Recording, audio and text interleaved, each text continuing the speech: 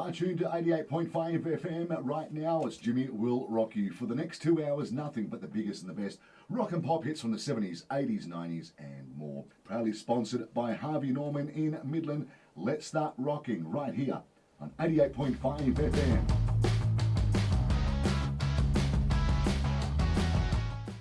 My name's Jimmy Antanis and I'm the president and a presenter here at 88.5 FM.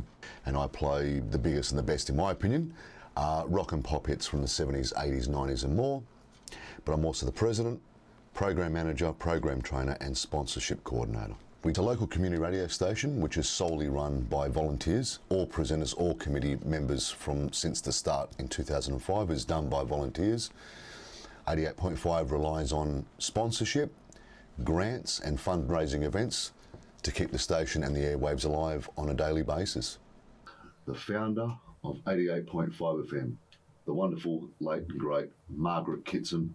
Ever grateful to the great lady. Every time I walk in, she catches my eye and she's making sure that we're doing the right thing and keeping the spirit alive for us. So I hope we are. Making her proud, that's for sure. Because without her, there just wouldn't be us. It's as simple as that. So we're doing the right thing every time we walk through the doors of the station. So yeah, good on her.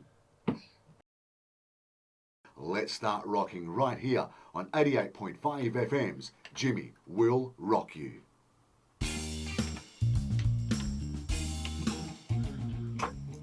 I'll be honest with you. When I first got to the station, I was just hoping I passed the first training session because technically I had no idea. I'd never done this before. So I was living on edge that I would fail during my practice. So what that did to me was it made me practice at home, practice at work, everything I was getting taught, practice my talking segments. So that was the first step. Once I got my show started, I was listening to the station 24 hours a day, 7 days a week. I was listening to no other station. And bear in mind, back then, it wasn't the best reception. So once I started I was falling in love with the place. And then I spoke to the then committee and asked them, could I come and sit and have a listen to see what's going on at our station? What can I do to help with my passion and ideas with the place?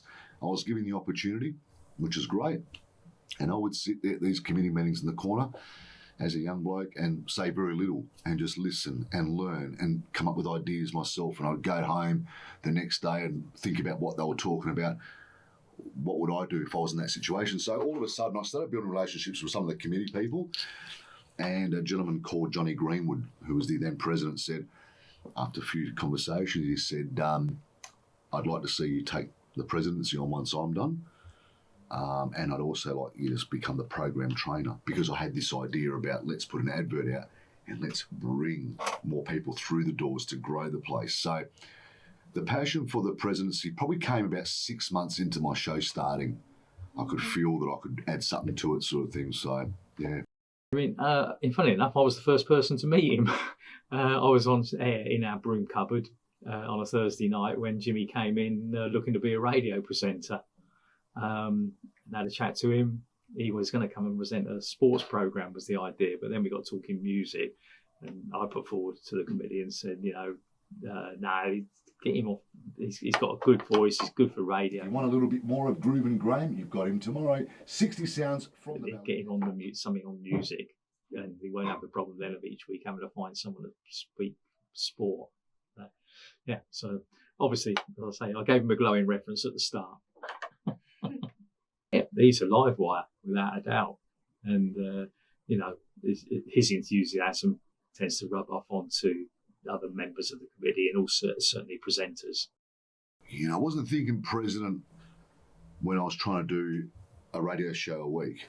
Got a call from Graham Dorr, who was the gentleman I met originally when I first walked through the studios of 2017, and he rang me up and said, look, John's not well, he needs to take a step back, you're the current VP, you're next in line. I know you've just started on that role, but would you be willing to take it on? And without hesitation, I said yes. So, yeah. And it's amazing how much I've learned from 2019 when it all started to where I am now. It is amazing what's happened, the experience and stuff like that. And that's also benefited me as well, no doubt. There's a lot of challenges. And a lot of challenges when I originally started was, where do you start? where do we start improving? When you look back, we had so much work to do. And I sat there going, what do I do first? What do I do first? Well, I think the best way, it's like anything, get your foundation right. Start from the bottom and slowly and surely chip away and work yourself back to the very top where you need to be. What motivated me? It was the knockers and doubters on us. They won't survive. He won't do well. That won't work. I use it as a motivational tool. It's a bit like the person telling you you can't succeed or you can't do it. I like that. It gives me something to push and go, well, there you go.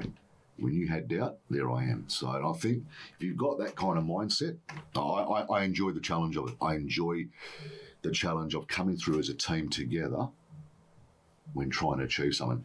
You're going to have knockers. You're going to have people dislike you. You're going to have people questioning you and all that. Yeah, the company I work for and have been there for more than 4 years now is a company called Quality First Transport, or QF Transport. And we're located in Malaga and specialise throughout all the suburbs of Perth and the regional parts of country areas as well.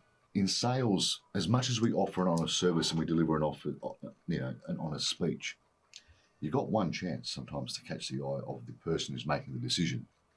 So my game is transport. So we offer our flatbed trucks, high-end trucks to people around Perth to utilise on a daily basis. Sometimes you've got one chance to deliver your message, just like on radio. There's no doubt radio's helped me be a better talker in public and do presentations and so forth, all that. I reckon what also radio's done is given me thick skin and a more to keep trying and persisting, because all clients don't just sign up the first day. It takes months sometimes. So you've got to have a strong mental thing of going, hey, keep chipping away, don't give up, we'll get there. And it's the same place with this place. And there's no doubt that the radio's done that for me. So that's no doubt that's the benefit I've found from being on 88.5. Just about out of time for another episode of Jimmy Will Rock You. It's been my pleasure and privilege to play for you and present the biggest and the best rock and pop hits from the 70s, 80s, 90s and more. Back to finish off with one last song. For now, from the studios of 88.5 FM, it's goodbye and keep rocking. To those who put in so many efforts to get us started, to get this dream alive, thank you very much. Everyone that's done their bit, to our presenters, to committee members, founders, thank you. So that's what I'd like to leave it with, yeah.